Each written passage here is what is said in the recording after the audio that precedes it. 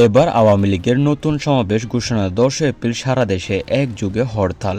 আওয়ামী লীগের কেন্দ্রীয় নেতৃত্বে আজ একটি নতুন কর্মসূচি ঘোষণা দিয়ে দেশ জুড়ে উত্তেজনা বাড়িয়ে দিয়েছে। দলটি আগামী ১০ এপ্রিল সারা দেশে একযোগে হরতাল ডেকেছে। আওয়ামী লীগের নেতারা জানিয়েছেন ১০ এপ্রিল ঢাকা সহ সকল বিভাগীয় শহর, জেলা উপজেলা বিশাল সমাবেশ ও হরতাল পালন করা হবে।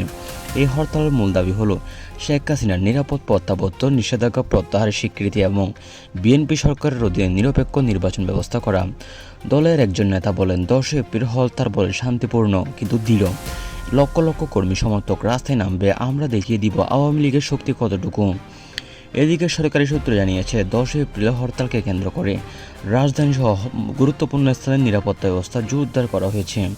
পুলিশ, র্যাব, বিজিবি, সেনাবাহিনী যৌথ টহল বাড়ানো হয়েছে এবং প্রধান প্রধান সড়কে চেকপোস্ট বসানো হয়েছে। সামাজিক যোগাযোগ মাধ্যমে এই হরতাল ঘোষণা নিয়ে ইতিমধ্যে তুমুল আলোচনা শুরু হয়েছে। কেউ কেউ এটাকে গণতন্ত্রের লড়াই নতুন অধ্যায় বলছেন, আবার কেউ কেউ আশঙ্কা করছেন ১০ এপ্রিল দেশে বড় ধরনের সংঘর্ষ হতে পারে। আগামী ১০ এপ্রিল কী ঘটে, হরতাল শান্তিপূর্ণভাবে পালিত হয় নাকি দেশব্যাপী অস্থিরতা তৈরি হয়, তা এখন শুধুমাত্র সময় বলে দিতে পারে। কারণ এই মুহূর্তে বাংলাদেশের পরিস্থিতি অনেকটা, যেহেতু আওয়ামী লীগ নিষিদ্ধ আছে, তাই ভবিষ্যৎ পরিকল্পনা অনুযায়ী হরতালের দিন কত লক্ষ কর্মী প্রস্তুত হতে পারে তা সময় বলে দিবে।